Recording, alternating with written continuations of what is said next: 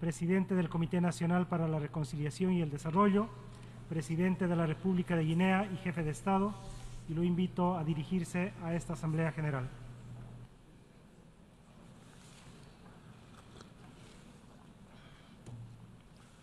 Monsieur le Président, Excellences, Mesdames et Messieurs les chefs de délégation, Monsieur le Secrétaire général, je voudrais, avant de commencer, Monsieur le Président, vous adresser les chaleureuses félicitations de la délégation guinéenne pour votre brillante élection à la présidence de la 78e Assemblée générale des Nations unies. Je voudrais également, devant cette auguste Assemblée, vous assurer du soutien de mon pays. Je souhaite par la même occasion rendre un hommage mérité à votre prédécesseur, M. Saba Korosi de la Hongrie, à M. le secrétaire général, M. Antonio Guterres. Je le remercie pour le dévouement avec lequel il dirige notre organisation. Monsieur le Président, Mesdames et Messieurs, en venant prendre part aux travaux de la 78e section ordinaire, je voudrais m'acquitter d'un devoir, celui de vous transmettre les chaleureuses salutations du peuple souverain de Guinée.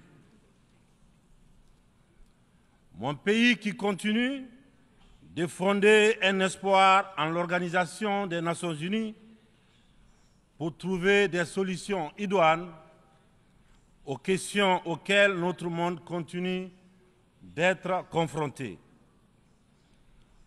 Dans ce cadre, Monsieur le Président, nous pensons que les fondamentaux qui ont sous-tendu à la création de notre organisation doivent s'adapter aux mutations profondes de notre société. L'objectif du thème de la présente session, paix, prospérité, progrès, durabilité, est d'actualité. Évocateur et mérite une attention particulière de notre part. Épidémie de coups d'État en Afrique. Après celle de la Covid-19, le continent est frappé par celle des putsch militaires, notamment dans les pays francophones du sud du Sahara. C'est tout le monde qui le condamne, qui les sanctionne, qui s'émeut de la réapparition brusque de cette pratique que l'on croyait révolue, à juste titre. Mais j'ai envie de dire que la communauté internationale doit avoir l'honnêteté et la correction de ne pas se contenter de dénoncer les seules conséquences, mais de s'intéresser et de traiter les causes. Les coups d'État, s'ils se sont multipliés ces dernières années en Afrique, c'est bien parce qu'il y a des raisons très profondes. Et pour traiter le mal, Mesdames et Messieurs, il faut s'intéresser aux causes racines.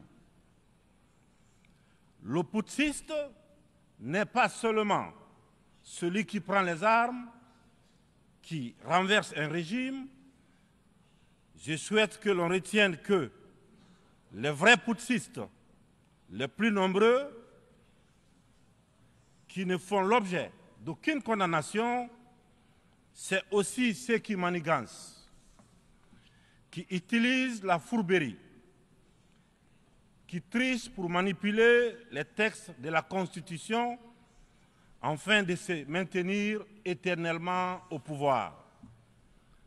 C'est ceux en col blanc qui modifient les règles du jeu pendant la partie pour conserver les rênes du pouvoir.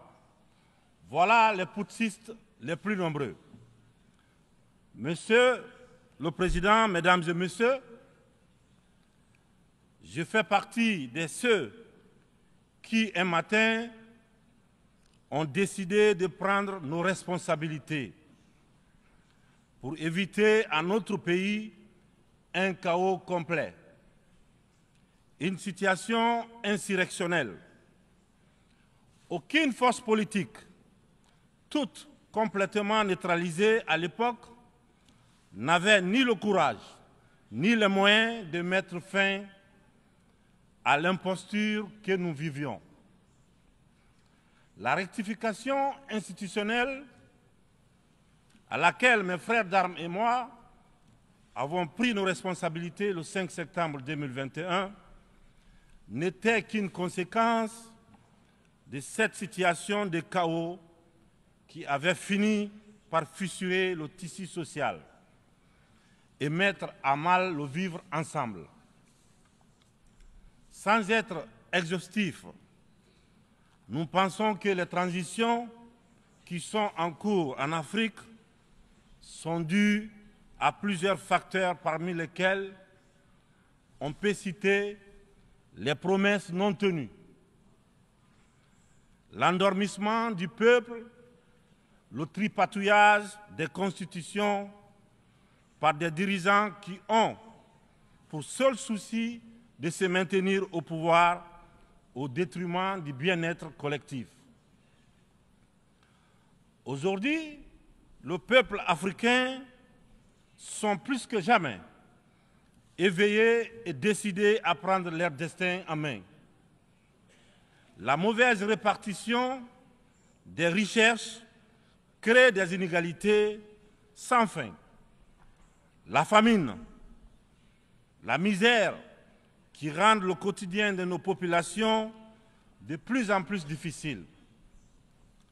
Ces inégalités font partie des causes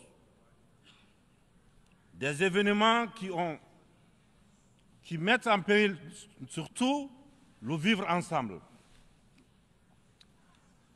Quand les richesses d'un pays sont dans les mains d'une élite, alors que les nouveau-nés meurent dans les hôpitaux par manque de couveuses, il n'est pas surprenant que dans de telles conditions, nous assistons à des transitions pour répondre aux aspirations profondes du peuple. L'Afrique souffre, mesdames et messieurs. Elle souffre d'un modèle de gouvernance qui lui a été imposé. Un modèle certes bon et efficace pour l'Occident, qu'il a conçu au fil de son histoire, mais qui a du mal à passer et à s'adapter à notre réalité, à nos coutumes, à notre environnement. Hélas, j'aimerais dire que la grève n'a pas pris. Je sais que lorsque je dis cela, tout de suite, ils sont nombreux à se dire encore un bidas qui veut tordre le cou à la démocratie. Encore un soldat qui veut imposer sa dictature. Cependant, de façon très claire, sans hypocrisie, sans faux semblants, les jeux dans les jeux. Nous sommes tous conscients que ce modèle de démocratie que vous nous avez si insidieusement et savamment imposé après le sommet de la Baule en France, presque de façon religieuse, il ne marche pas. Les différents indices économiques et sociaux sont là pour démontrer que ce n'est pas un jugement de valeur sur la démocratie en elle-même.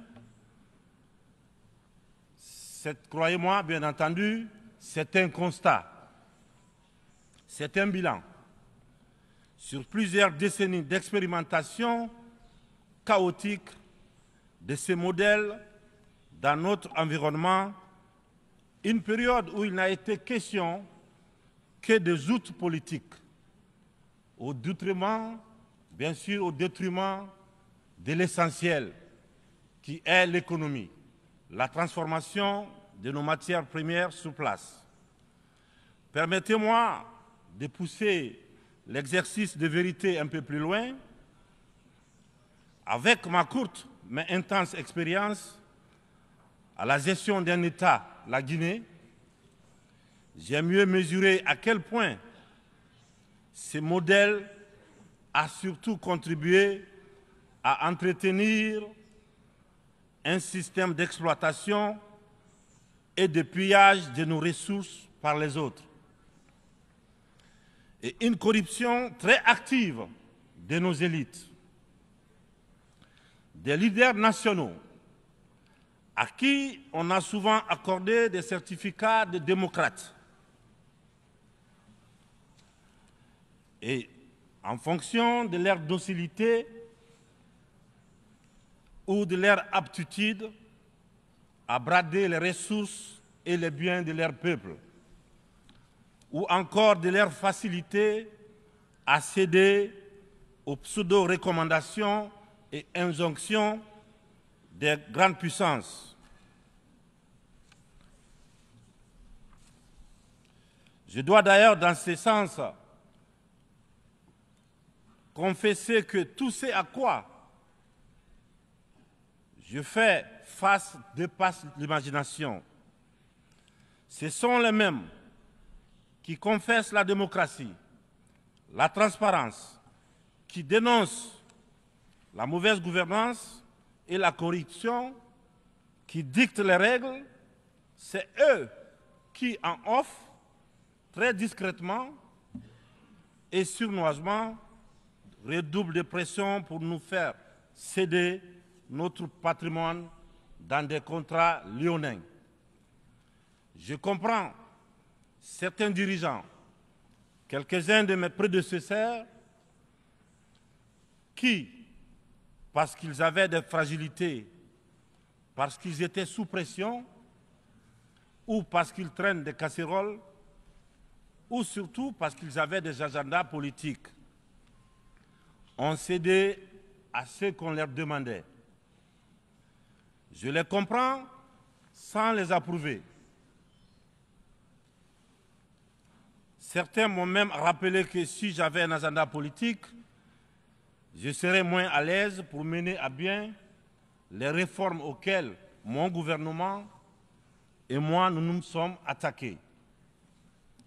Une chose est certaine, nous n'avons qu'une seule préoccupation, le bien-être du peuple et le vivre ensemble. C'est cela notre priorité. C'est pourquoi la transition que je dirige a choisi de se consacrer avec méthode en fixant les objectifs clairs dans un ordre précis. Le social, l'économie et le politique.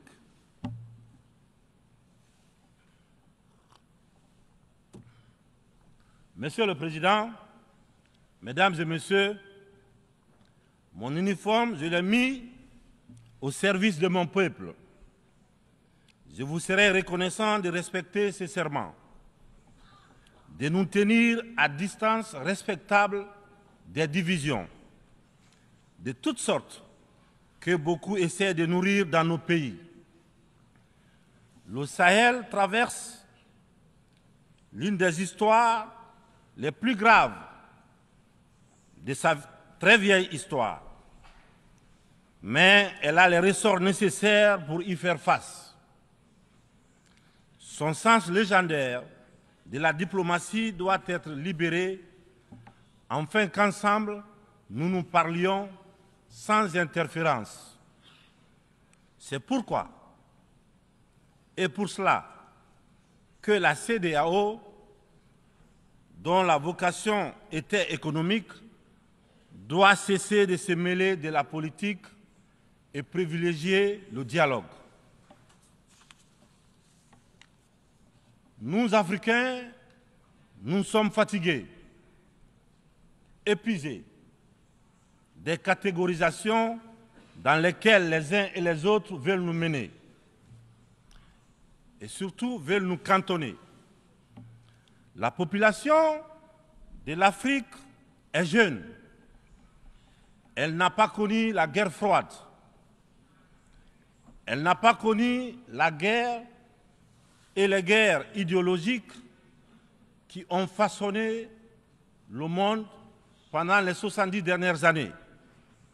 C'est pourquoi nous, Africains, nous trouvons insultants les cases, les classements qui tantôt nous placent sous influence des Américains, tantôt sous celle des Anglais, tantôt des Français, tantôt des Chinois, des Russes et même des Turcs. Nous ne sommes ni pro, ni anti-américains, ni pro, ni anti-chinois, ni pro, ni anti-français, ni pro, ni anti-russe, ni pro, ni anti-turc. Nous sommes tout simplement pro-africains. C'est tout.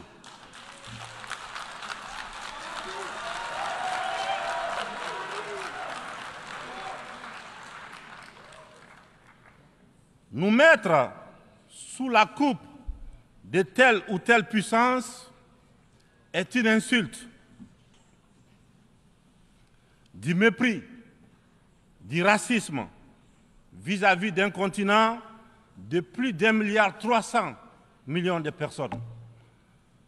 Il est important, dans cette prestigieuse et influente assemblée, que l'on comprenne clairement que l'Afrique de papa, la vieille Afrique, c'est terminé.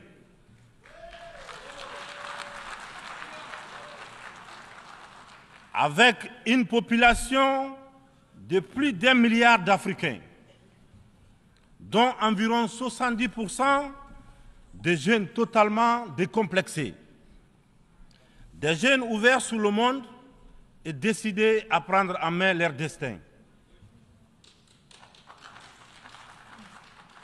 Il est venu le moment de prendre conscience que les structures, les règles issues de la Seconde Guerre mondiale, en l'absence de nos États qui n'existaient pas encore, sont obsolètes. C'est la fin d'une époque déséquilibrée, injuste, où nous n'avons pas droit au chapitre. C'est le moment de prendre en compte nos droits, de nous donner notre place, mais aussi et surtout le moment d'arrêter de nous faire de la leçon, de nous prendre de haut, d'arrêter de nous traiter comme des enfants. Rassurez-vous, rassurez-vous, nous sommes suffisamment grands pour savoir ce qui est bien et ce qui est bon pour nous. Nous sommes suffisamment matures pour définir nos priorités, pour concevoir notre modèle qui corresponde à notre identité, à la réalité de nos populations, à ce que nous sommes tout simplement. Nous vous serions fort reconnaissants de nous faire confiance et de nous laisser mener notre barque comme vous l'avez permis dans certaines régions du monde. Vous l'avez permis en Asie, en Proche et Moyen-Orient, pour ne citer que cela. Cette infantilisation est du plus mauvais effet pour une jeunesse africaine qui s'est émancipée. Dans ce contexte, nous sommes tous interpellés et appelés à procéder à une meilleure analyse de la situation en vue d'initier et de poursuivre de nouvelles politiques au bénéfice de tous. La communauté internationale doit regarder l'Afrique avec les yeux neufs. Elle doit entreprendre avec elle désormais une coopération franche dans un esprit de partenariat gagnant-gagnant. Je vous remercie de votre attention. Merci.